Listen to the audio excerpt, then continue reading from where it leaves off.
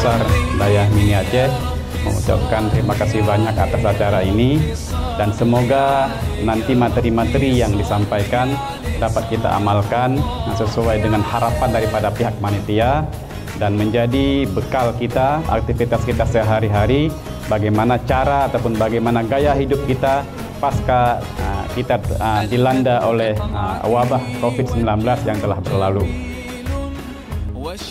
Makanya oleh karena demikian kita gunakan dengan adab makan sesuai dengan Rasulullah SAW. Kemudian yang paling penting halal. Walaupun disajikan dengan higienis, dengan bersih, kalau tidak halal, sehat nggak? Bisa mati dia hatinya. Wasiat Rasulullah kepada Ali bin Abi Thalib, barang siapa yang memakan harta haram, maka mata kalbu. Apa yang terjadi kalau hatinya mati? Maka dia akan malas beribadah, akan malas mengerjakan hal-hal kebaikan. Arti sehat, di mana sebuah keadaan yang diinginkan oleh manusia berupaya dengan berbagai macam cara untuk menggapainya.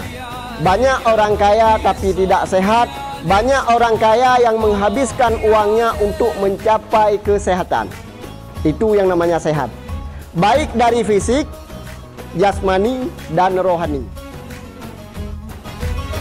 هو خير عباد الله خير البرايا حي فينا بهداه